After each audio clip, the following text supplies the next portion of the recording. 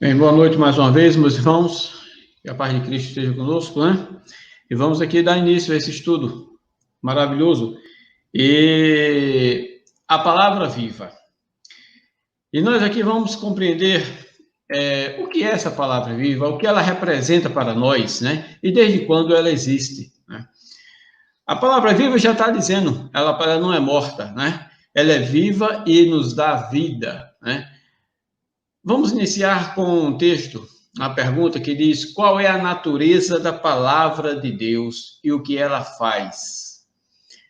Em Hebreus 4, verso 12, eu pediria a você acompanhar com a sua palavra, né? Comparando aí também com a sua Bíblia aberta, aí em Hebreus, capítulo 4, verso 12, que diz o seguinte: eu vou ler aqui também na minha versão, você pode aí comparar com a versão que está na tela, bem como com a sua, né, que está na sua casa, né? 4:12. Pois a palavra de Deus é viva e eficaz, e mais cortante do que qualquer espada de dois gumes, e penetra até o ponto de dividir alma e espírito, juntas e medulas, e é apta para discernir os pensamentos e intenções do coração. Meus amados, é comum nós vermos hoje pessoas procurando andar armadas, na verdade. Já teve aí pesquisas se o homem deveria, o brasileiro deveria ter o porte de arma, já tem tantas manifestações em busca de armas, mas nós podemos encontrar aqui na palavra de Deus uma arma espiritual, né? Hebreus 4:12 mostra isso. É uma arma espiritual e uma arma poderosa, enquanto que o homem carnal procura suas armas, suas formas de vencer com armas que destrói, que mata, Deus tem uma arma poderosa à nossa disposição. Ela penetra ao ponto de dividir alma e espírito, mas ela não faz apenas isso. Ela também julga o quê? Os pensamentos e intenções do coração. Isso é interessante porque nós vivemos hoje na igreja, representamos, né, a igreja de Laodiceia, que é a última igreja ali do Apocalipse, e nós sabemos que o nome Laodiceia significa julgamento. E muitas vezes é normal, eu não digo que é normal, mas muitas vezes nós nos somos flagrados, né, julgando irmãos, julgando acontecimentos. E nós temos, como povo de Deus, ter aqui uma cautela muito grande, porque nós não temos o direito, na verdade, de julgar ninguém. Aqui, em Hebreus 4:12, diz que é a palavra, o Logos, a palavra de Deus, é ela quem julga os pensamentos e intenções do coração. Olha só essa passagem final aqui, intenções do coração. Porque muitas vezes, meus irmãos, o que nós fazemos de uma forma, através da ação, muitas vezes o nosso coração diz algo diferente, não é verdade? Então, quando a gente vê alguém fazendo ou se comportando de uma forma, mas nós não podemos analisar o que se passa no coração daquela pessoa, né? E Deus olha o quê? O nosso coração, não é verdade? Vamos aqui algumas perguntas, né? Vejam só, nesse texto, né? Paulo estava se referindo às escrituras da época, porque diz aqui que a palavra de Deus é viva e eficaz, né? Mas qual é a palavra de Deus que Paulo estava se referindo, meus irmãos? Eu digo Paulo porque nós cremos que Paulo foi o autor de Hebreus, né? Apesar de a Bíblia não mostrar, mas pelo contexto e pela outros estudos, informa-se que entende-se que foi Paulo o autor, né? Mas vamos lá. Ele estava se referindo que às escrituras da época, o Antigo Testamento, lembrando que não existia o Novo Testamento, na verdade. Ele estava se referindo ao Antigo e ao Novo Testamento, aos dois, meus irmãos. Lembre-se que o Novo Testamento não existia, na verdade. Ele, na verdade, Paulo, ele nem imaginava, né, que o Novo Testamento iria se fazer parte juntamente com o Antigo e daí ter uma escritura, né, e ter uma Bíblia juntando todos esses livros aqui, né? Paulo estava se referindo a Cristo, o verbo, o Logos de Deus? O que é que os irmãos acham, hein? Ou Paulo estava se referindo de uma forma geral a tudo que Deus transmite ao homem, seja por Cristo ou escrituras, né? De forma ouvida ou impressa em nossa mente pelo Espírito, né? Vocês acham que Paulo estava se referindo a quê, meus amados? O autor de Hebreus. A palavra muda o homem, né? Se antes ele era orgulhoso, ele torna-se o quê? Humilde. Se antes ele é perverso, torna-se manso e obediente. Dê um pulinho aqui em Salmo 107, verso 20, meus amados. Dá um pulinho aí, Salmo 107, 20. Veja só o que diz aqui. Salmo 107, 20, diz o seguinte, a minha. Enviou a sua palavra e os sarou. Olha só, a palavra de Deus sarou, diz aqui o salmista. Livrou-os da destruição. Ou seja, quantos de nós não passamos por doenças, né? Eu não me refiro a doenças que levam a um hospital, não é a doença física, mas a doença espiritual, né?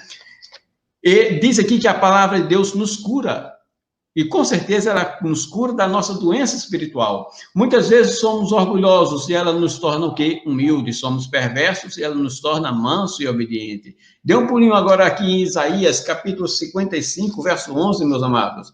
E aqui nós vamos abrir a palavra de Deus, hein, meus queridos? Então, muitas vezes a gente vê aí, com todo respeito a muitos estudos, né, muitas lives que tem por aí, e infelizmente pouco é aberta a palavra de Deus, mas a nossa intenção é abrirmos a palavra e vermos o que ela nos revela, não é verdade? É na palavra que nós vamos descobrir as verdades de Deus. Isaías 55, verso 11, diz: assim será a palavra que sair da minha boca, disse Deus. Ela não voltará para mim vazia, mas fará o que me apraz e prosperará naquilo para que a enviei, meus amados. Que coisa maravilhosa. Você já, alguma vez, já plantou alguma coisa? Já pegou algum jarrinho, colocou uma semente lá? Hã? Então, aquela semente ali, com o tempo, né, dependendo do que você vai plantar, ela vai brotar. Vai brotar e vai crescer, né? Assim é a palavra de Deus. Mostra aqui que ela é enviada e ela não voltará vazia. É uma semente, a palavra espiritual é uma semente que é plantada e futuramente trará, sim, teremos uma semeadura espiritual, meus amados. Isso é maravilhoso. Os hábitos carnais e pecaminosos que eram que naturais para a alma, ora, quantos de nós não temos os nossos hábitos carnais? Quantos de nós não vivíamos em uma vida de pecado, achando que a nossa vida era perfeita? Quando nós não encontramos Cristo, quando nós não conhecíamos Cristo, né? Quando nós não conhecíamos a palavra de Deus, nós tínhamos uma vida que aos nossos olhos era perfeita, era ótima, era maravilhosa, não é verdade? Mas deixa que nós estávamos mortos, né? Espiritualmente. Para Deus nós estávamos mortos, né? Mas diz aqui, olha, os hábitos carnais eram naturais para a nossa alma. Mas aqui diz que eles são separados e cortados pela espada. E agora nós temos o quê? Hábitos espirituais. Que coisa maravilhosa. Vamos ver aqui em Efésios 5, 26, meus amados. Vamos dar um pulinho aí em Efésios, capítulo 5, verso 26. Espada na mão, espada ao ar, né, meus irmãos? Vamos lá, espada ao ar. Efésios, capítulo 5, verso 26. Diz o que aqui? Deixa eu me ver. Olha só. Se nós pegarmos do verso 25, né? Nós vamos ver o seguinte: vós, maridos, amai as vossas mulheres. Olha um conselho aqui para os maridos, né? Amai as vossas mulheres, como também Cristo amou a igreja e a si mesmo se entregou por ela. Aí o verso 26, para santificar, purificando-a com a lavagem da água pela palavra. Então, a palavra, meus irmãos, ela nos purifica, ela nos lava, ela nos santifica. Esse é o poder da palavra. Em Tiago 1,18, o que é que diz, meus amados? Tiago aí, depois de Hebreus. Hebreus, Tiago, capítulo 1, verso 18. Vamos lá? Olha só o que diz aqui. Segundo a sua vontade, ele nos gerou pela palavra da verdade. Que coisa maravilhosa! Para que fôssemos como primícias das suas criaturas. Meus irmãos, regenerar. Isso foi o que aconteceu, o que acontece com aqueles que têm contato com a palavra de Deus. Nossa vida é regenerada. Sabe por quê, meus amados? Porque nós não pertencemos a nós mesmos, nós pertencemos a Deus, nós pertencemos a Cristo. E é isso que ele quer fazer, olha, segundo a sua vontade, é segundo a vontade de Deus, né? Tiago 1,18, segundo a vontade de Deus, é Ele que nos gera, Ele nos gerou pela palavra da verdade. Nós não pertencemos a nós pertencemos ao nosso Pai Celestial. Nós temos um Pai, meus amados, e Ele quer transformar a nossa vida, quer transformar a minha vida e a sua vida. Tenha certeza disso. Além de transformar o carnal no espiritual, a palavra nos julga e nos revela as verdadeiras intenções do coração. A palavra mostra ao pecador tudo que está em seu coração. Que coisa maravilhosa. 1 Coríntios, capítulo 4, 5, meus irmãos, um texto bastante conhecido nosso. Vamos dar um pulinho lá. 1 Coríntios, capítulo 4, verso 5. Então me acompanhando aqui na palavra. Está dando para acompanhar? Eu estou falando rápido demais. Eu tenho muita coisa aqui para a gente estudar, né? Então, ele tem que dar uma corridinha, tem de falar, tem de acompanhar com a palavra ali. 1 Coríntios, capítulo 4, verso 5, diz o quê? Portanto, nada julgueis antes do tempo, até que venha o Senhor, o qual também trará à luz as coisas ocultas das trevas e manifestará os desígnios dos corações. Olha só, meus amados, que coisa maravilhosa. Então, cada um receberá de Deus o seu louvor. Ora, meus amados, não precisamos comentar muito, né? Aqui nós podemos ver perfeitamente que é na segunda vinda, o julgamento pertence a Cristo, é Ele que nos conhece, é Ele que vai trazer à luz todas as coisas, não é mesmo? Até aquilo que está no nosso coração, os desígnios do nosso coração, ou seja, as intenções do nosso coração, meus irmãos. Isso aqui precisa nós meditarmos, para a gente refletir, porque, olha só, muitas vezes, como eu disse minutos atrás, nós temos um comportamento, às vistas de algumas pessoas, e olha, aquela pessoa ali está fazendo algo errado, aquela pessoa está fazendo, mas o coração daquela pessoa pode estar fazendo algo diferente, deve estar diferente em relação a Deus. O que eu quero dizer é que, muitas vezes, a nossa ação não é a mesma que está no nosso coração. E Deus está analisando todas as coisas. É Ele quem julga, é Ele que sabe todas as coisas, meus irmãos. A minha pergunta é, está o nosso coração, o meu coração e o seu aberto para a palavra de Deus? Né? Até isso aqui, meus irmãos, nós precisamos ter fé. Não é verdade? Termos fé na palavra de Deus e termos fé, abrir o nosso coração para a palavra de Deus. Porque de nada adianta se o nosso coração está fechado para a palavra. Se o nosso coração está fechado, como é que a palavra pode entrar na nossa vida, meus irmãos? Cristo mesmo disse que eis que estou à porta e bato. Se alguém abrir a porta, ouvir a minha voz e abrir a porta, eu entrarei e cearei com ele. Então, Cristo quer entrar na nossa vida e ele vai entrar, meus irmãos, ele quer entrar através de sua palavra. E nós precisamos abrir o nosso coração. Lembra-se lá dos bereanos? Os bereanos, eles eram mais nobres, por quê? Porque eles estudavam. Eles olhavam para as escrituras, é verdade, eles analisavam, eles investigavam para ver se as coisas eram de fato assim, mas antes deles fazerem isso, meus amados, diz lá o verso que eles estavam com o coração aberto, eles estavam alegres recebendo a mensagem que os apóstolos estavam pregando. Então, ele naquela alegria, recebendo aquela mensagem, mas também conferindo, né, como está escrito. É isso que nós devemos ter, um coração aberto para a palavra de Deus. Porque quando nós abrimos o coração para a palavra de Deus, meus irmãos, ela o quê? Ela nos muda, ela nos transforma. Se nós não abrimos nosso coração, nós não temos uma vida transformada, meus queridos. Está entendendo? Então, muitas pessoas se trancam ali, conhecem a Bíblia, né? De Gênesis a Apocalipse, né? Conhece, tem até capítulos decorados, mas não tem o coração aberto para a palavra. A cabeça está aberta, na mente está a palavra, mas não está no seu coração. E como é que Deus pode atuar se Ele olha o nosso coração, se Ele quer transformar o nosso coração? Deus mesmo disse, dá-me, filho meu, o teu coração, né? É isso que Ele quer de cada um de nós, meus amados. Vamos lá. A palavra de Deus é em geral, é Deus falando aos homens de qualquer modo que Ele queira, né? Queira fazer, né? Aqui foi um errozinho meu, queira fazer.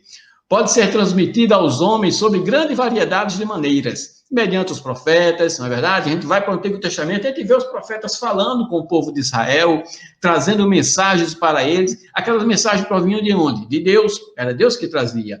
Então, mediante as Escrituras, né? Mediante o Filho de Deus, olha só, olha cá, né?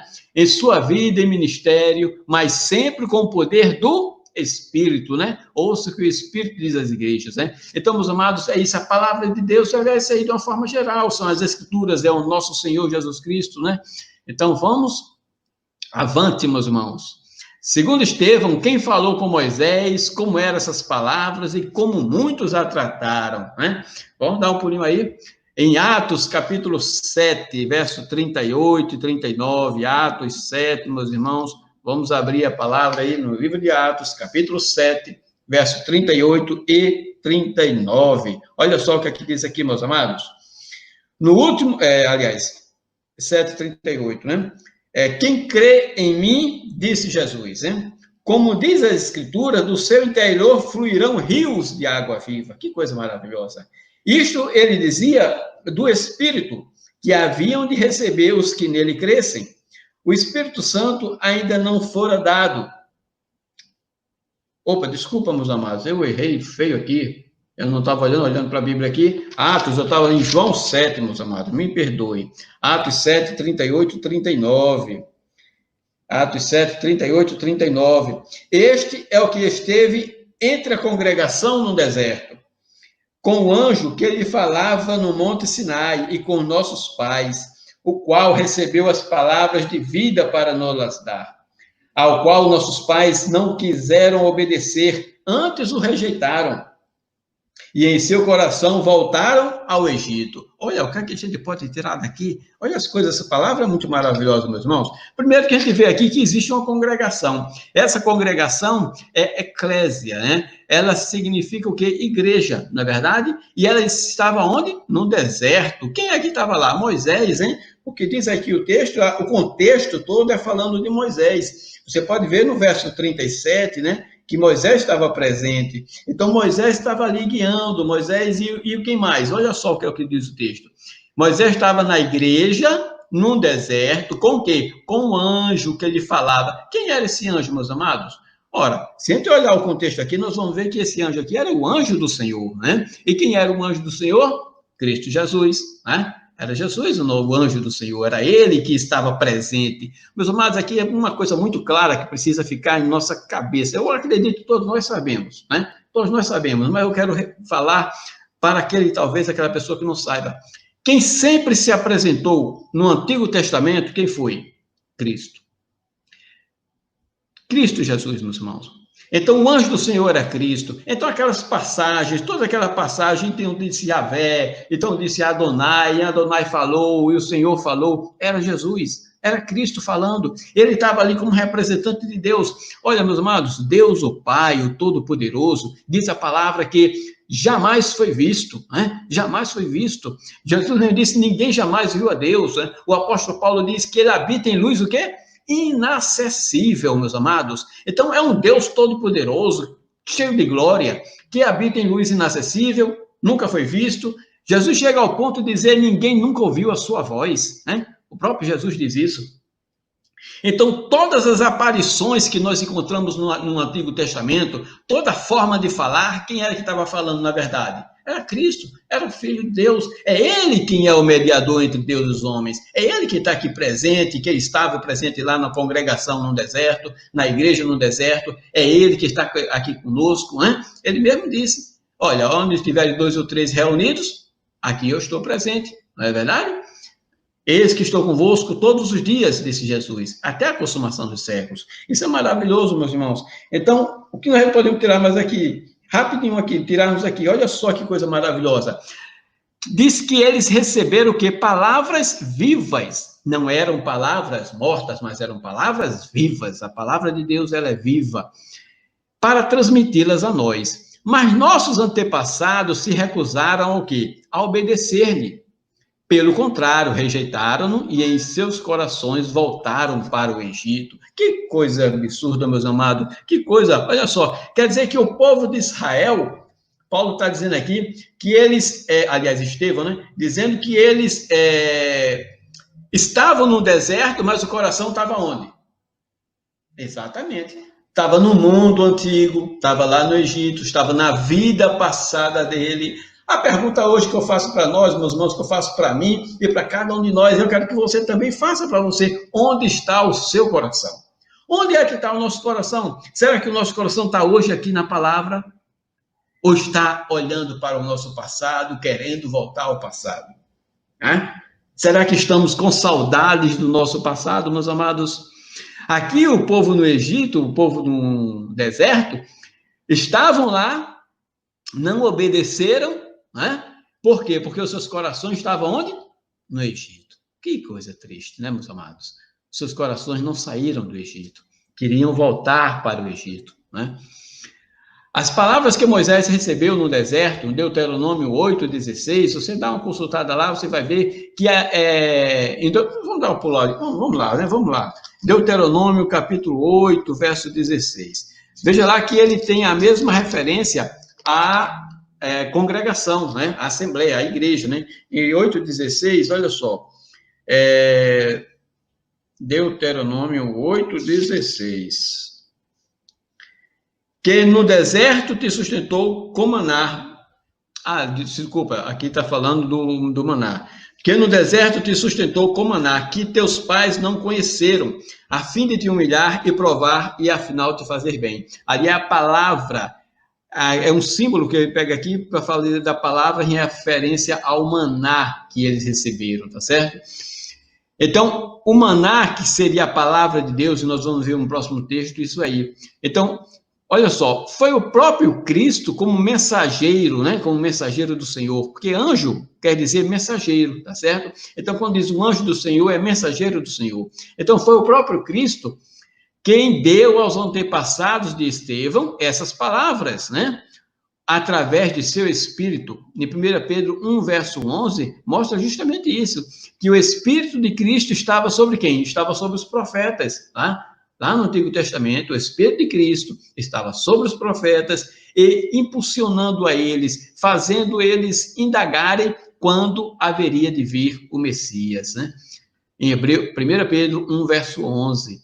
Porém, esses mesmos antepassados estavam com o coração onde? No Egito, nós vimos, né? Não houve uma conversão espiritual. Fisicamente estavam libertos, olha só, mas espiritualmente estavam ligados à escravidão. Enquanto caminhavam para a terra prometida, ansiavam em retornar à vida anterior. Que tristeza, né, meus irmãos? Então, aqui vai uma perguntinha para cada um de nós, para a nossa reflexão.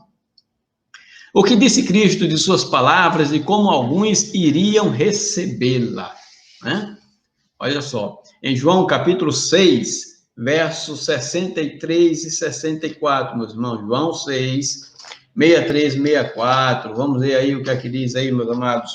João capítulo 6, verso 63 e 64, diz o seguinte, confira o que está na tela e também com a sua palavra, vamos consultar versões diferentes, meus irmãos, porque quando a gente consulta versões diferentes, a gente tem uma visão melhor, né? Do que o texto bíblico quer dizer. Às vezes, uma palavrinha, em outra versão, ela esclarece. O verso 63 diz o seguinte, o Espírito é que vivifica, na minha versão, a carne para nada serve. As palavras que eu vos disse são Espírito e vida, mas alguns de vós, disse Jesus, mas alguns de vós não creem. Pois Jesus sabia desde o princípio quais eram os que não criam e quem o trairia. Então, o que é a palavra que Jesus está dizendo? Que o Espírito é que vivifica. Ocorre o quê? Um avivamento espiritual. Quantas e quantas pessoas, meus irmãos, não estão mortas espiritualmente? Mas nós precisamos encontrar aqui a palavra, precisamos encontrar o Espírito, porque é o Espírito que vivifica, é Ele que nos dá vida, nos dá ânimo, é o Espírito, meus irmãos. E quantas pessoas estão se desviando por não terem contato com a palavra, por não terem contato com o Espírito, meus irmãos, com o Espírito de Deus, né? Então, essas palavras aqui, Jesus diz, as palavras que eu vos disse são Espírito e são vida, tá certo, meus queridos? O que disse Pedro em relação às palavras de Cristo?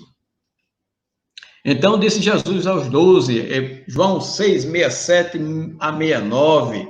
Então, perguntou Jesus aos 12, não quereis vós também retirar-vos? Olha só. Respondeu-lhe Simão, Senhor, para quem iremos? Para quem iremos nós? Tu tens as palavras da vida eterna. Nós cremos e conhecemos que tu és o Cristo, o Santo de Deus. Olha só, a minha versão diz, né? Tu és o Cristo, o Santo de Deus. Mas essa outra versão diz, tu és o Cristo, o Filho de Deus. É a mais tradicional, né? Nós conhecemos esse texto aqui, o mais tradicional dessa forma. Tu és o Cristo, o Filho do Deus vivente, não é? A minha diz, tu és o Cristo, o Santo de Deus, não é? Olha que coisa maravilhosa. Então Jesus perguntou aos 12, não quereis vós também retirar-vos? O que é que Jesus está querendo chamar aqui, meus irmãos? Chamarmos a tomarmos uma decisão. Olha, algumas vezes Jesus foi bem direto com os discípulos, né? Nós sabemos pela história de Jesus, Jesus muitas vezes falou de uma forma geral, mas teve momentos que Jesus ele perguntou diretamente ao coração de cada um de nós. Por exemplo, Jesus uma vez chegou para os discípulos, né, e disse, olha, o que é que falam a meu respeito? O que é que dizem que eu sou? Aí eles disseram, olha, uns dizem que o senhor é profeta. Outros dizem que o senhor é Elias. Outros dizem que o senhor é isso. Outros dizem que o senhor é aquilo. Aí Jesus olhou para eles e perguntou o quê? E vocês? O que é que vocês me dizem? Para vocês, o que eu sou? Então, Jesus tem uma pergunta agora direta para eles. Semelhante a essa aqui. Também vocês querem retirar-vos?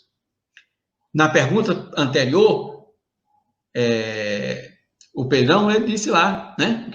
Disse, não, para nós tu és o Cristo, o Filho de Deus vivo, né? Tu és o Messias, né? Então Pedro ali reconheceu. E aqui Jesus também faz uma pergunta direta a eles. Vocês querem também se retirar, vocês 12? E Pedro diz o quê? Sempre Pedro, né, meus irmãos? Pedrão é uma potência, esse Pedro, meus irmãos. É uma potência. Nós vamos fazer aqui uma live, meus irmãos, sobre o Pedrão, viu? Estou trabalhando nisso aqui. O Pedro antes e o Pedro depois, meus irmãos. O que esse homem se transformou depois e o grande conselho que ele dá para cada um de nós. Aquele conselho dele ali, meus irmãos, a gente vai mastigar aquele conselho de Pedro.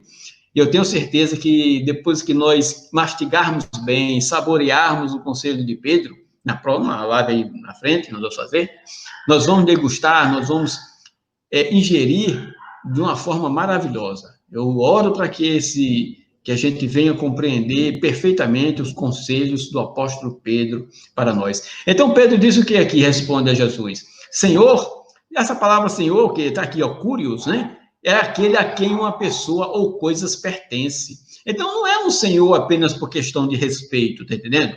Muitas vezes a gente diz, olha, o senhor quer sentar aqui, o senhor quer que eu traga o meu almoço. A gente fala com aquela pessoa mais velha, com a questão de respeito, né? Mas Pedro aqui, ele não é uma questão de respeito. O curios é uma pessoa, é aquele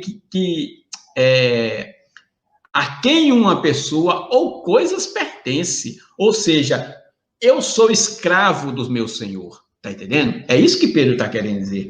Então, ele tem poder de decisão, ele é o mestre, ele é o Senhor. Então, é isso aí que Cristo era, e era isso que Pedro chamou Jesus, né? De Senhor com essa intenção. Tu tens o que? As palavras da vida eterna, meus irmãos. As palavras de Cristo é vida, nos dão vida, né? Então, através dela, nós temos o quê? Vida eterna, né? Jesus, certa vez, chegou para os povos ali de Israel, os fariseus, e disse, vocês estudam as Escrituras, estudam, procuram nela a vida eterna, mas não encontram. Por que vocês não encontram a vida eterna? Porque elas falam de mim. Se vocês não olharem para a vida eterna que está falando com vocês, essa vida eterna que está aqui na frente de vocês, vocês nunca vão encontrar essa vida eterna. Mas estudar as Escrituras, por estudar, conhecer as Escrituras, ter ela na ponta da língua, simplesmente por ter, sem ter uma visão da vida eterna, de quem é a vida eterna, vocês não vão a lugar algum. Então, é isso que nós devemos ir estudar a Bíblia com essa intenção, buscar a vida eterna, mas essa vida eterna é Cristo Jesus, é o Senhor, é o nosso curios, é Ele, nós pertencemos a Ele. Cristo nos mostra que sua palavra nos dá o quê? Um avivamento espiritual, não é verdade? Fazendo com que a carne morra gradativamente, meus irmãos. Então, a nossa carne precisa morrer. E crescer dentro de nós o quê? O Espírito de Deus. A nossa vida natural, a nossa vida carnal, a natureza pecaminosa, ela precisa morrer aos poucos, morrer, até não ter mais vida. E quem é que vai agora ter vida? É a nossa vida espiritual, é o avivamento espiritual que a palavra de Deus faz em nossa vida. Paulo mesmo disse o quê? Está lembrado daquela passagem de Paulo? Estou crucificado com Cristo Jesus, né? E nós podemos ver ali que a crucificação, meus irmãos, não morria no mesmo dia, né? Nós sabemos já essa história, né? Então, a crucificação passava ali 1 dia, 2 dias, 3 dias para a pessoa morrer. Não morria de imediato, não, né? Cristo foi ali um exemplo. Cristo morreu de imediato, no mesmo dia. Mas as pessoas que eram crucificadas passavam dias. Então, isso é a natureza humana, meus irmãos. Muitas vezes ela não morre no mesmo dia, não. Tem que levar um tempo para matar essa natureza humana. E a natureza espiritual vai sobrepondo ela. Ora, Paulo não diz que de glória em glória, não é verdade? Nós somos transformados de glória em glória, então nós vamos ser transformados através da palavra. Os discípulos creram que Jesus era o próprio Messias, que foi prometido aos seus patriarcas e pais, né? O Filho do Deus vivo. Quando somos tentados a nos desviar, é bom que nos lembremos dos princípios antigos, né? E mantenhamos neles. Olha só, aqui é um princípio aqui interessante, né? Por que o livro de Hebreus, capítulo 11, foi escrito? Para quê, meus irmãos? Aquele livro, o capítulo todinho ali de Hebreus 11. Não é um capítulo pequeno, é um capítulo grande, não é verdade? Com tantos e tantos testemunhos. Para que serve aquilo ali? Para quando nós pensarmos em nos desviar, fazermos o quê? Ver Hebreus. Olha os patriarcas, olha o que eles fizeram, olhe pelo que eles passaram, olhe a fé deles. E se eles tiveram aquela fé, nós podemos ter também. É isso o Hebreus está escrito. Seria muito bom, meus irmãos, se nós tivéssemos o nosso Hebreus, né? O nosso Hebreus 11. Eu não sei quantos aqui já tem esse Hebreus 11, ali uma agendinha em casa, um livrinho particular, né? Uma agenda onde você escreve aquelas coisas maravilhosas que Deus fez em sua vida. Olha, nesse dia aqui, Deus me respondeu poderosamente. Nesse dia eu estava com o coração perturbado e, de repente, eu fui ali, escutei uma mensagem. Uma pessoa me entregou um folheto na rua e aquele texto bíblico falou ao meu coração. Eu escutei uma live, eu escutei ali uma pessoa falar, eu escutei um hino que aquela pessoa cantou e aquilo me revigorou, me deu vida. Deus me livrou de uma tentação, Deus me livrou de uma provação maior, eu fui liberto de uma doença, ou seja, infinitas coisas, né? Então, se nós tivermos ali um Hebreus 11, uma agenda, né, particular, com os nossos relatos, né? A nossa vida espiritual, isso é maravilhoso. Por quê? Porque vai imaginar, meus irmãos, diante desse mundo cheio de pecado, de tantas coisas que nos cercam, a gente tenha um dia de tristeza e a gente para assim e diga, Senhor, eu estou triste, ou então aos poucos vai talvez se afastando dos caminhos de Deus, não é verdade?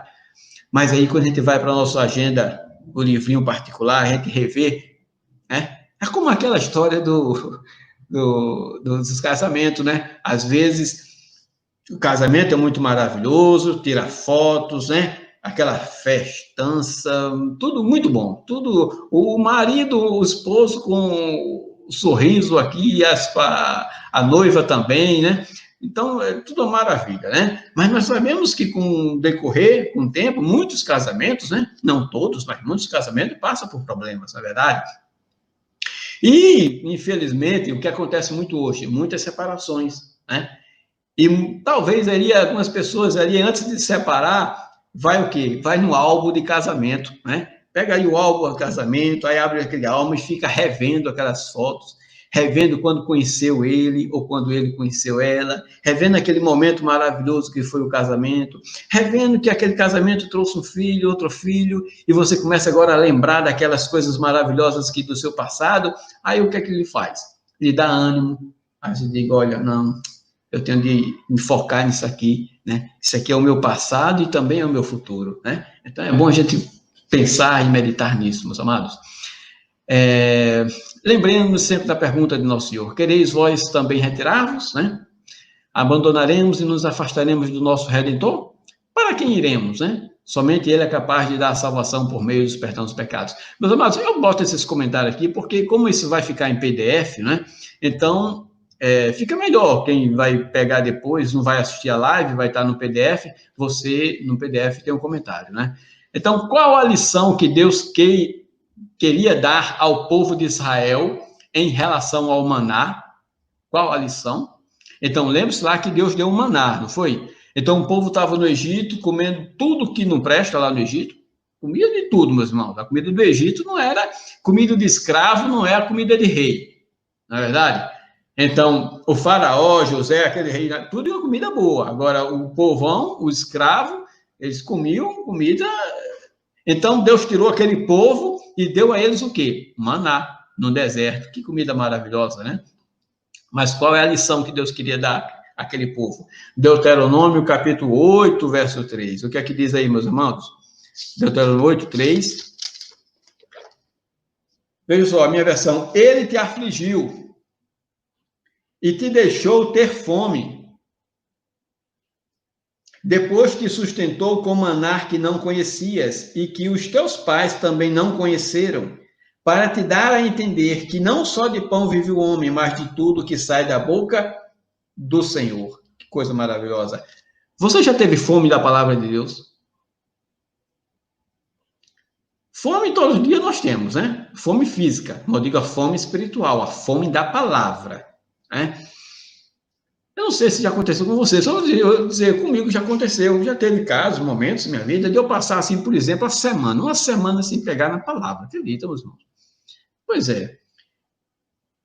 E às vezes a gente passa, porque a gente se ocupa ali com tantas coisas, com corre-corre, vai de uma coisa, você escuta ali uma mensagem, você escuta ali alguma coisa, mas eu digo, a palavra, não é só você pegar assim, abrir aqui, como que muitos fazem, né? Abrir ali a palavra, aí diz o quê? João 3,16, Deus amou o mundo, Deus da maneira, Deus seu filho, tal, pronto. Fecha e vai embora. Hoje eu vou ler aqui a Bíblia. Respondeu Jesus, não murmurei entre vós, ninguém pode vir a mim se o Pai que me enviou não trouxer, e eu ressuscitarei no último dia. Ok, já li. Pronto, aí fecha e vai fazer as suas atividades. Não é isso que eu digo, mas eu digo abrir a palavra, meditar na palavra, é ter fome da palavra, tá entendendo? Então, aqui Deus mostrou através do maná que aquele povo ali, eles não comiam uma comida boa, não. A comida que eles comiam era comida ruim, mas Deus estava dando o melhor do céu, era o maná, meus irmãos. E mostrando que a comida, o maná que Deus estava dando, era um símbolo da palavra de Deus, porque nem só de pão viverá o homem, né? Mas de tudo que sai da boca de Deus, do Senhor, viverá o homem. E Jesus disse isso, lá no deserto, estão lembrados? Quando ele se falou ali enfrentou a tentação? Então, Jesus usou esse texto. Então, como Jesus aplicou essa lição, e quem era o verdadeiro pão? Ora, disse-lhes, pois, Jesus, na verdade, vos digo, Moisés não vos deu pão do céu, mas meu Pai, né? Meu Pai mas meu Pai vos dá o verdadeiro pão do céu. É o que eu quero ler na minha versão, meus irmãos. 6, 32, 35. Em verdade vos digo, não foi Moisés quem vos deu o pão do céu, mas é meu Pai quem dá o verdadeiro pão do céu. Pois o pão de Deus é aquele que desce do céu e dá vida ao mundo. Olha a coisa maravilhosa. Disseram-lhe, Senhor, dá-nos sempre desse pão. Olha o que o povo pediu. Dá-nos sempre desse pão. Então Jesus lhe declarou, eu sou o pão da vida. Aquele que vem a mim não terá fome, quem crê em mim jamais terá sede. Que coisa maravilhosa, meus irmãos. Olha só a profundidade dessas palavras de Jesus. Quando ele chega e diz aqui, o pão de Deus é aquele que desce do céu e dá vida ao mundo. Meus amados, dá vida ao mundo. Estão lembrados lá do texto de Gênesis 1, verso 2? Como era o mundo? Se você não está lembrado, vamos refrescar aqui a mente. O mundo, como era? O mundo tinha vida? Meus amados? Tinha vida aqui nesse mundo? Gênesis 1, 2. A terra era sem forma e vazia. Havia trevas sobre a face do abismo e o Espírito de Deus pairava sobre a fonte das águas, a face das águas. Então, o mundo aqui tinha vida nele? Não tinha. Não é verdade? O mundo não tinha vida, né? João 3,16 diz que Deus amou o mundo, que deu o seu Filho. Olha, essa palavra aqui de Jesus é interessante, eu fui atrás ver, é aquele que desce do céu e dá vida ao mundo. É mundo no sentido de planeta. Então, Jesus está dizendo, a minha palavra, o pão que é Cristo, né, dá vida ao mundo. Aí a gente volta lá para o livro de Gênesis, o que é uma criação? Um planeta que era um verdadeiro abismo, e de repente o Espírito de Deus parando e criando as coisas, né? Criando, dando vida ao mundo. É isso que a palavra de Deus faz, meus irmãos. Cristo era a palavra de Deus, estava ali dando vida ao mundo, né? Não eram 3, não, eram 2, né? O Pai e o Filho na criação, isso é muito claro na palavra de Deus, né? Então, ele, Cristo Jesus, estava dando vida. O Pai, através de sua palavra, ao ponto de dizer, façamos o homem à nossa imagem e semelhança. Então, era o Pai falando e as coisas criando, né? Criou Deus ao sol, as estrelas, os animais, tudo foi pela palavra, não é verdade? Nós sabemos disso. E Jesus diz isso, aquele que desce do céu, que Jesus desceu do céu, dá vida ao mundo, deu vida no Gênesis e também dá vida a cada um de nós, né? Quando nós abrimos a nossa boca e vamos comer deste pão, né? O pão da vida, meus amados. Vamos aqui. Deus deu o alimento do céu aos antepassados, os judeus. Esse alimento sustentou a vida natural deles. Mas agora o verdadeiro pão veio para a salvação de todos. E toda alma faminta tem direito a comer desse pão que nos alimenta espiritualmente. Cristo mostra que ele é o verdadeiro pão.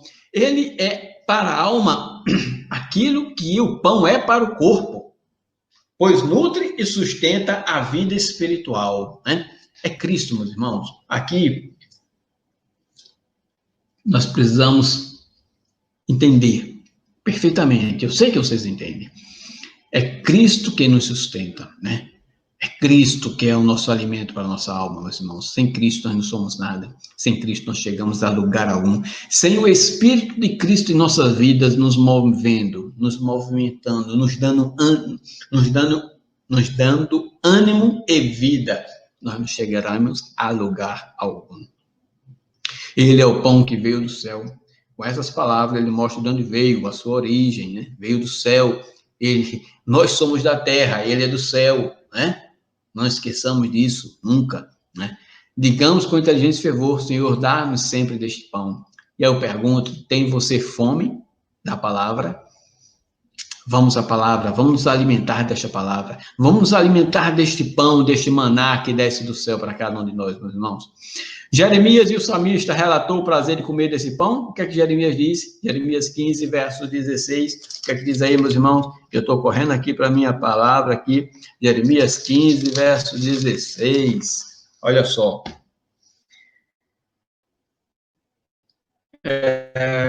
Achadas as tuas palavras, disse Jeremias, logo as comi.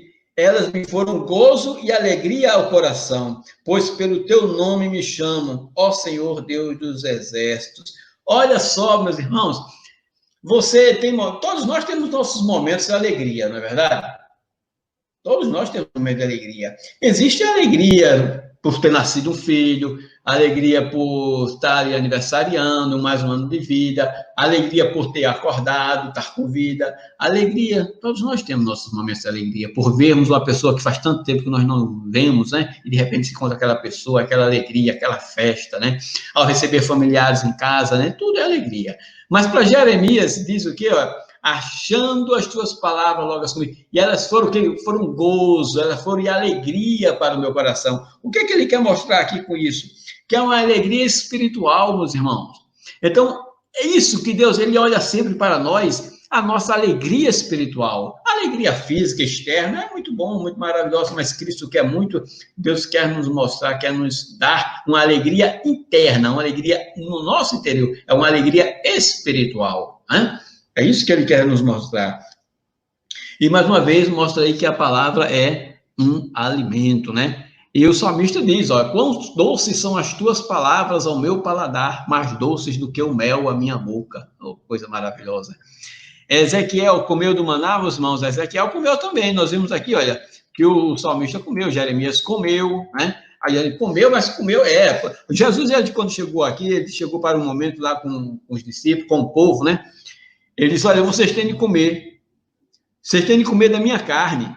Aí a turma disse, ei, rapaz, que é isso? Tem canibal aqui não. Ele está nos chamando de canibal, porque ele está dizendo que tem de comer da carne dele. E Jesus disse, quem não comer da minha carne, quem não beber do meu sangue. Aí a turma disse, essa conversa aqui não é boa. E muitos foram ali, saindo devagarzinho, disse, rapaz, gosta de comer a carne do rapaz ali. Não, vamos deixar ele. Mas o que é que Jesus estava falando ali, meus amados? Aí a gente começa a entender, né? O comer é o comer espiritual, é a palavra, né? Cristo era a palavra. Então, Jeremias comeu, o salmista comeu, Ezequiel comeu, Ezequiel, capítulo 3, meus irmãos, vamos lá, Ezequiel, capítulo 3, o que é que diz aqui, Ezequiel 3, verso 2 e 4, abri a boca, disse Ezequiel, e ele me deu a comer o rolo. O rolo é o quê, meus irmãos? Aqui não é pão de rolo, não é bolo de rolo, não, né? Tem aí um bolo de rolo, pão de rolo, né? Uma coisa desse tipo aí. Não, o rolo ali era a palavra, né? As escrituras eram guardadas em rolo, né? Então, e ele me disse, filho do homem, dá de comer ao teu ventre e enche as tuas entranhas deste rolo que eu te dou. Aí eu o comi e era na minha boca doce como mel. Então, ele então me disse, filho do homem, vai, entra na casa de Israel e diz-lhe as minhas palavras. Algumas lições desses versos, né, meus irmãos? Primeiro, né, abrir a boca. O que é isso? Você tem aberto a boca? A receptividade, né, meus irmãos? Receptividade em receber a palavra. É isso que nós precisamos, abrir a nossa boca, abrir o nosso coração, receber a palavra em nossa vida. Então, quando a gente tem essa receptividade, o que é que acontece dentro de nós? Essa palavra é doce como mel. E quando a gente come essa palavra que é doce como mel, meus irmãos, o que acontece aí? No verso 4, né? Filho do homem, vai, entra na casa de Israel e diz-lhes as minhas palavras. Nós nos tornamos o quê? Mensageiros do Pai Celestial. Nós nos tornamos mensageiros do Evangelho. Quando nós vamos pregar o Evangelho, vamos anunciar a palavra, né? Para nós anunciarmos essas palavras, meus irmãos, ela tem de ser o quê? Doce como mel.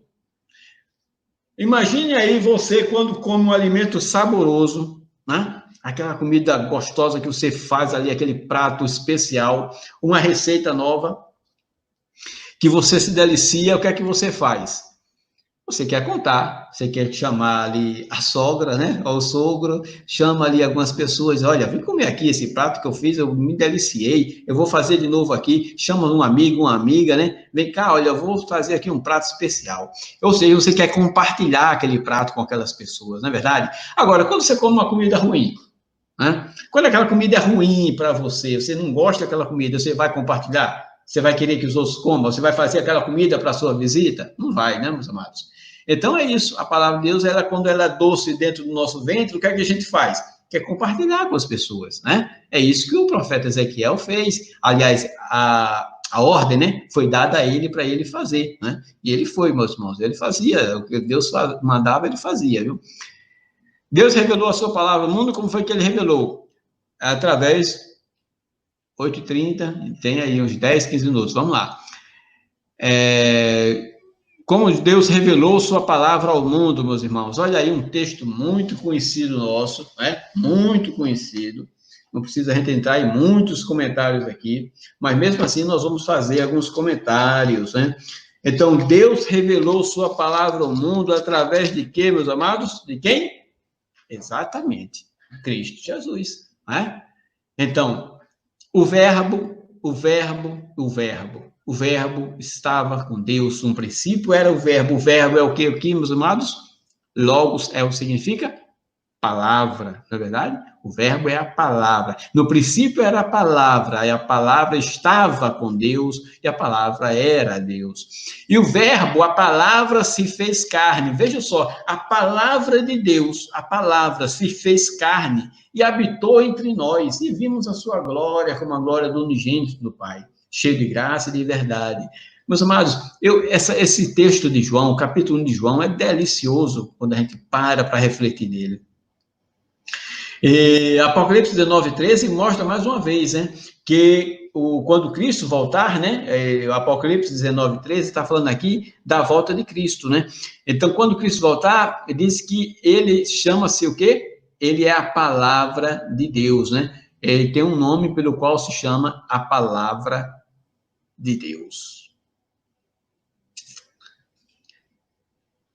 Quando o Verbo se fez carne e habitou entre nós, o pensamento de Deus foi revelado na carne humana.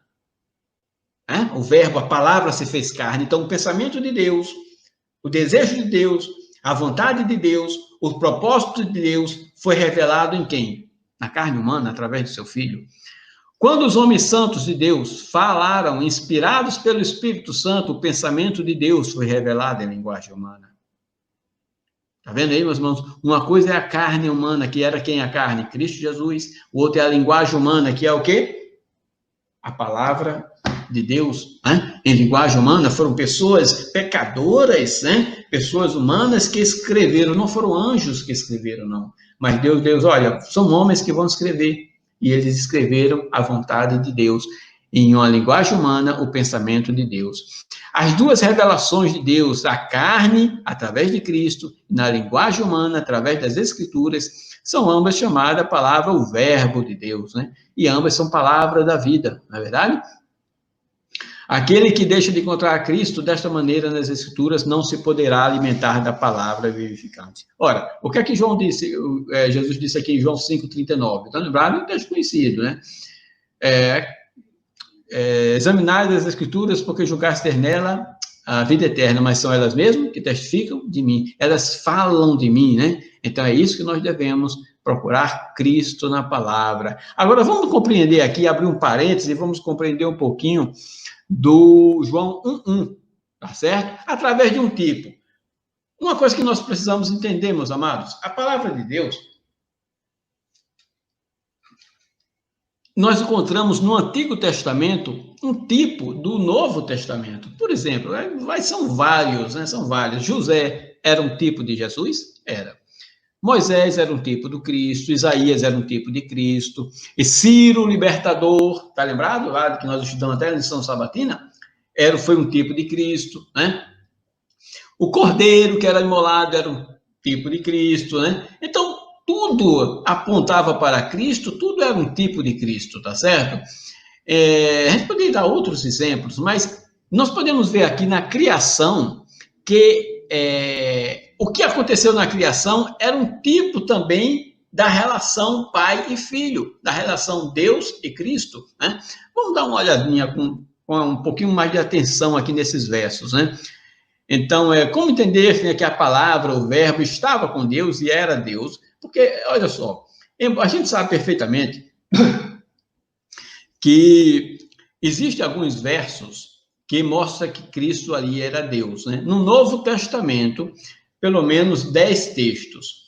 Só que desses 10 textos, a metade dele, se você consultar outras versões, você vê que tá errado. Então, pelo menos 5 versos bíblicos, quando você não precisa nem muito estudo, não precisa um estudo aprofundado, é só consultar outras versões que você vê logo que ali tem um erro de vírgula, faltando uma palavra, a letra E, né? Então, você vê que não é. Então, 5 está praticamente descartado ali. Aí sobra 5. Então, 5 você precisa ali estudar um pouquinho mais para compreender, certo? Mas, independente disso, meus irmãos, o que nós precisamos entender é o seguinte, que Cristo foi chamado de Deus. Por quê? Aí nós vamos para a criação e nós vamos ver um tipo, o que aconteceu na criação, e vamos fazer uma comparação entre o Pai e Filho, entre Deus e Cristo. Ora, da mesma forma que o Filho, Cristo, foi gerado do Pai, Porque nós cremos isso, a palavra de Deus é clara, tá certo? Então, Cristo foi gerado do Pai, e Cristo foi gerado do Pai não foi só quando ele nasceu aqui de Maria, não, né? Lá no céu, no princípio, ele foi gerado do Pai, né? Isso aí a gente compreende, perfeito, maravilhoso, né? Então, ele foi gerado do Pai, e ambos são um. Olha, Jesus disse, eu e o Pai somos um. Mas por quê? Como assim, Jesus? A mulher foi gerada do homem e ambos são uma só carne. Olha só, tem semelhanças, né? A mulher foi gerada do homem também, assim como Cristo foi, a mulher foi. Cristo disse, eu e o Pai somos um, e Deus disse, ó, o homem e a mulher se tornam uma só carne. Olha a semelhança. Vamos lá. Texto bíblico, Gênesis 2, 23 e 24, né? Adão, disse Adão, esta é agora osso dos meus ossos e carne da minha carne. Esta será chamada o quê? Mulher, porquanto do homem foi tomada. Portanto, deixará o homem o seu pai e a sua mãe e apegar-se-á à sua mulher e serão ambos uma só carne, né? Homem e mulher, Gênesis 5, 2. Homem e mulher os criou e os abençoou e os chamou o seu nome de Adão no dia em que foram criados. Olha só, meus irmãos. Quer dizer que homem e mulher foram chamados de quê? De quê, meus irmãos? Exato, de Adão. Perfeitamente, meus irmãos. Então, Adão não era só o homem, não? A mulher também foi Adão? Foi. A palavra Adão é interessante, meus irmãos. Mas é verdade, hoje eu fiquei pensando, meditando nisso, sabe? Eu disse, qual era o nome de Adão? Eu faço essa pergunta aqui a vocês, se vocês puderem me dizer qual era o nome de Adão. Porque Adão, a palavra Adão significa homem. Significa barro também, certo? Barro, ele chama vermelho, em hebraico é Adam, Adam. Mas, e o significado é homem, tá? Então, qual era o nome de Adão? Se Adão é homem, eu pergunto, qual era o nome dele? O significado de Adão não é homem? Então, qual era o nome de Adão? Eu fiquei aqui meditando, não sei, a Bíblia não diz, né? Chama ele apenas de Adão, né? Chama ele apenas de homem. Então, temos aqui, olha, um homem que era homem, que era Adão, tá certo? E é interessante que a mulher também foi chamada de Adão, a mulher também foi chamada de homem, tá certo? Então, veja que não foi só o homem, mas a mulher também, em Gênesis 5:2, oh, coisa maravilhosa. Então, Deus, o Pai, o Jesus também foi chamado de Deus? Foi, né? Foi chamado. Ora, em Miqueias 5, verso 2, né, nós podemos ler ali o relato onde Cristo disse que iria se apresentar com o nome de Deus, né? Ele viria com o nome de Deus. O que é que diz Isaías 9:6, né? E o seu nome será o quê? Príncipe da eternidade, Deus forte, Pai da eternidade, e o seu nome será. Tá? É diferente de ele será, mas o seu nome será. Jesus, lá em João 17, na oração, ele diz o quê? Que o nome que tu me deste, né? Revelei a humanidade, né? Então, Cristo tinha o nome do Pai, o nome de Deus sobre ele, e ele revelou, né? É por isso que no Antigo Testamento nós encontramos inúmeros versos bíblicos, todas as referências a Jesus se referindo a todas assim, mas aqui é Jesus, é o Salvador, é isso, é aquilo, ele chama dele de Yahvé, mas é porque o nome estava sobre ele. A gente precisa compreender isso, tá certo?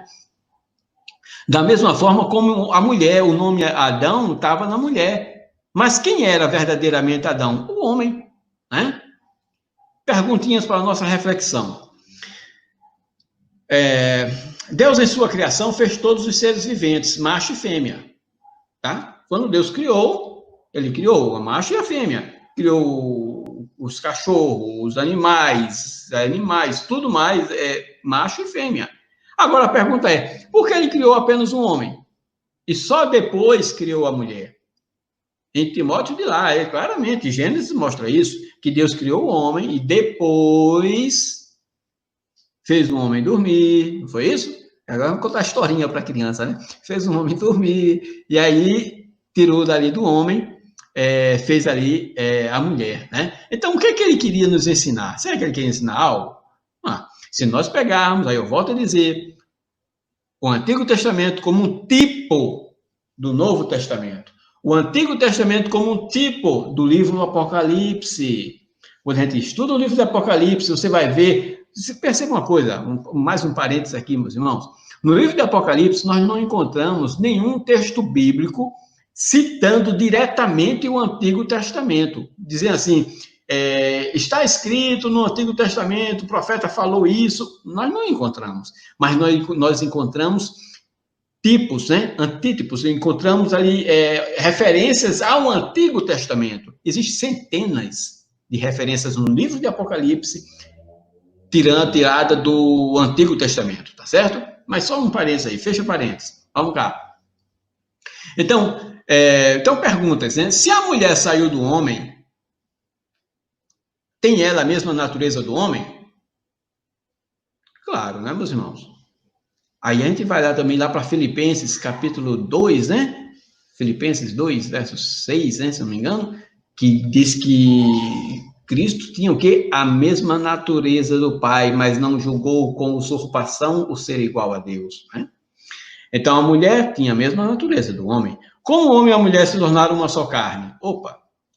Se uniram e os dois se tornaram um só? Não. Tem lá homem e mulher. Mas uma só carne, em que sentido? Jesus diz, eu e o Pai somos um. Mas em que sentido? Um só? Não, em dois, né? São lições. Em propósito, não é isso? Em coração. A gente olha assim para o casamento, porque às vezes a gente olha para o nosso casamento, né? O casamento de hoje, e a gente vê tantos conflitos, né? De como é que o homem e a mulher hoje se tornam uma só carne? É tanto barulho, um não respeita o outro, falta de respeito, um pensa de um jeito, outro pensa de outro, um quer fazer uma coisa, o outro quer fazer outra, não se entende. Como é que ele vai se tornar uma só carne? Bem, meus amados, infelizmente o pecado destruiu a família, né? E vem destruindo. Mas quando a gente vai para o Gênesis, a gente encontra lá o quê? O homem e a mulher, e o desejo de Deus, os dois uma só carne, tá certo? Então, olha só esse princípio lá no Gênesis, né? Mas o pecado destruiu muita coisa. Então, a mulher também foi chamada de Adão, né? Então, a mulher foi chamada de Adão, Cristo também foi chamado de Deus. Veja só, tipo e antítipo. Antes da mulher ser gerada, ela já existia, meus irmãos? Olha a coisa interessante.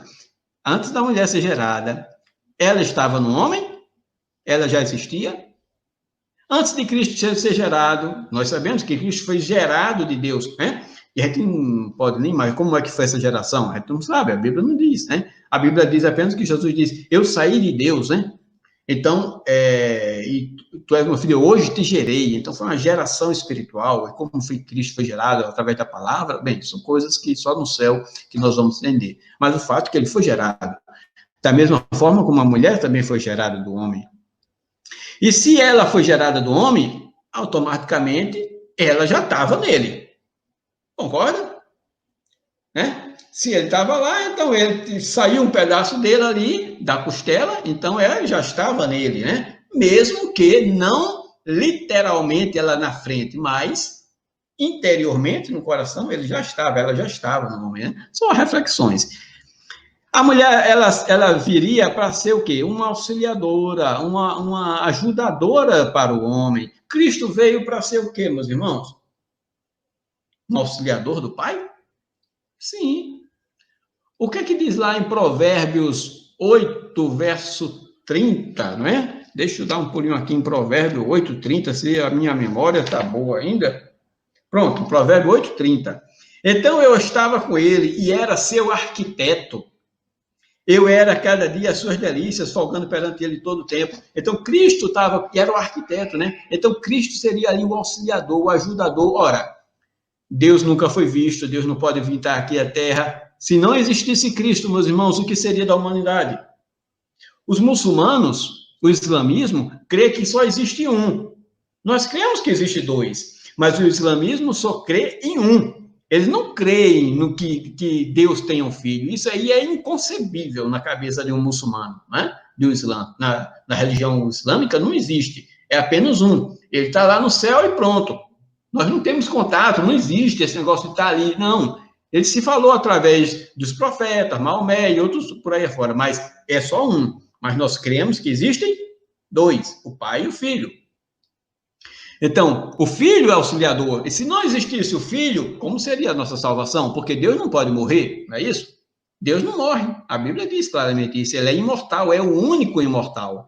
Então, Cristo veio como auxiliador dele, como ajudador, como libertador, como salvador. Não é verdade? Pronto, são alguns pontos que nós... já está terminando, meus amados? Acho que é a última essa. Onde está a vida eterna e quem nos deu? Nele, em quem, meus amados? Jesus, né? Nele estava a vida. Aí você vai entender agora, meus irmãos, que a vida era a luz dos homens, a vida estava em Cristo. E o testemunho é este, que Deus nos deu a vida eterna. Epa, Deus deu o quê? Deus nos deu a vida eterna. E quem é a vida eterna, João? Cristo. Então, Deus deu o quê? O seu Filho.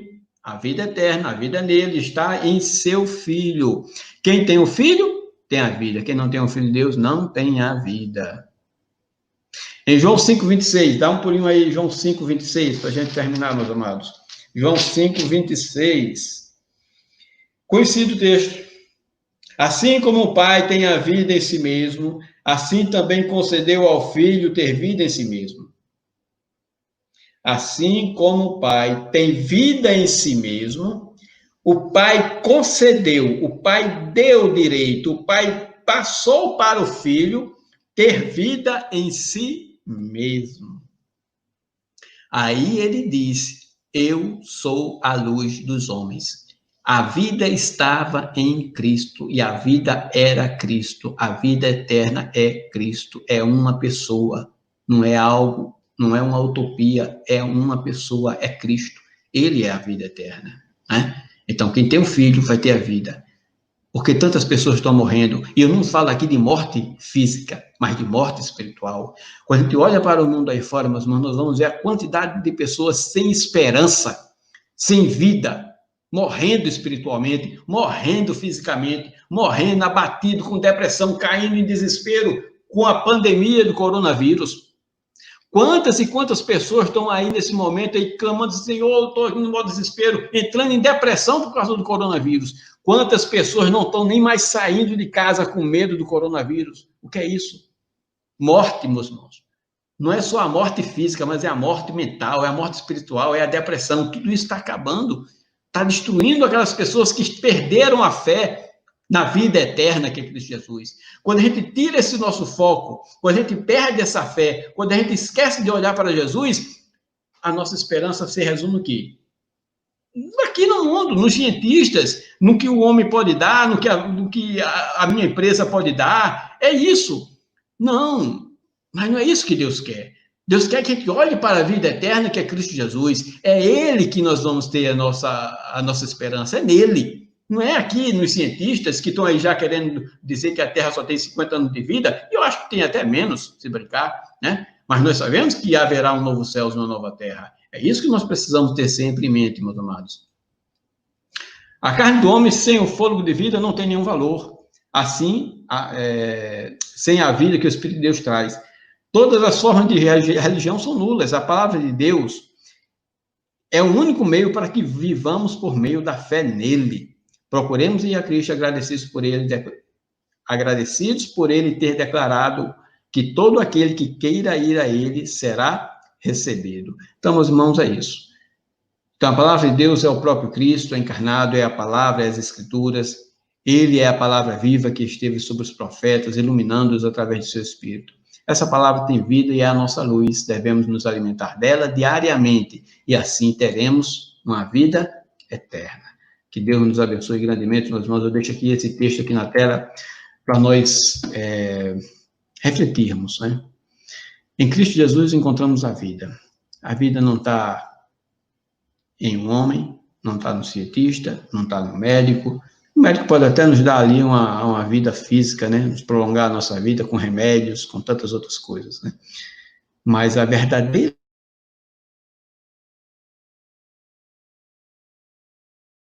vida física não vai levar a lugar algum, apenas a uma sepultura, onde dias, meses depois isso é terra, depois não presta mais, é só ossos, e o que é aquilo ali? Não é nada. Mas a vida espiritual é tudo, e é isso que Deus quer dar a cada um de nós. Que Deus nos abençoe grandemente, meus amados, e que possamos nós a cada dia encontrarmos esse Deus maravilhoso, o seu amado Filho, e juntos termos uma vida eterna para a honra e glória dele. Que Deus nos abençoe.